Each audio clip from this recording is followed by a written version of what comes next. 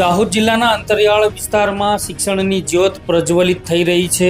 સિંગવડ તાલુકાના છાપરવડ ખાતે આવેલી એકલવ્ય મોડેલ રેસિડેન્સી સ્કૂલમાં કેબિનેટ મંત્રી નરેશ પટેલની ગરિમામય ઉપસ્થિતિમાં પ્રથમ વખત ભવ્ય વાર્ષિકોત્સવની ઉજવણી કરવામાં આવી। આ પ્રસંગે આદિજાતિ બાળકોની પ્રતિભાને બિરદાવવામાં આવી હતી। દાહોદના સિંગવડમાં ઉત્સાહ અને ઉમંગનો માહોલ જોવા મળે। આદિવાસી બાહુલ્ય ધરાવતા આ વિસ્તારમાં કાર્યરત એકલવ્ય મોડેલ રેસિડેન્સી સ્કૂલનો વાર્ષિકોત્સવ કેબિનેટ મંત્રી નરેશભાઈ પટેલના અધ્યક્ષ સ્થાને યોજવામાં આવ્યો હતો। દીપ પ્રાગટ્ય સાથે શરૂ થયેલા આ કાર્યક્રમમાં શિક્ષણ જગત અને રાજકીય ક્ષેત્રના માંધાતાઓ એક મંચ પર જોવા મળ્યા હતા।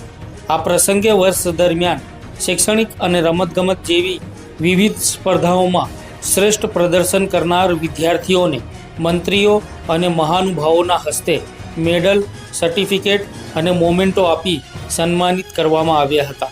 શાળાના બાળકોએ રજૂ કરેલા વિવિધ સાંસ્કૃતિક કાર્યક્રમોએ ઉપસ્થિત વાલીઓ અને મહેમાનોને મંત્રમુગ્ધ કરી દીધા હતા। મંત્રી નરેશ પટેલે જણાવ્યું હતું કે સરકારે આદિવાસી બાળકોના ઉજ્જવળ ભવિષ્ય માટે આ શાળાઓ બનાવી છે। અહીંયા રહેવા, જમવાથી લઈને તમામ સુવિધાઓ મફત અપાઈ છે।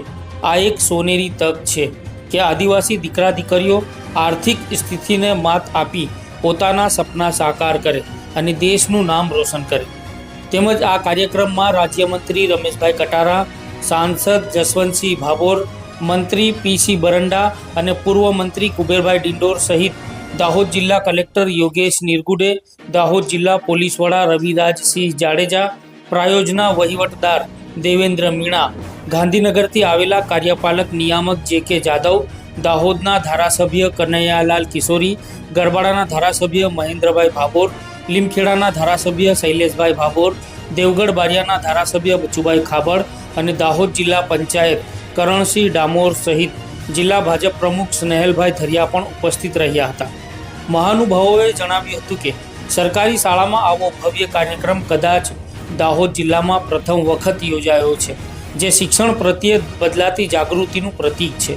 સાથે જ આ કાર્યક્રમમાં વાલીઓ અને સ્થાનિક લોકોએ મોટી સંખ્યામાં હાજર રહી બાળકોનો ઉત્સાહ વધાર્યો હતો।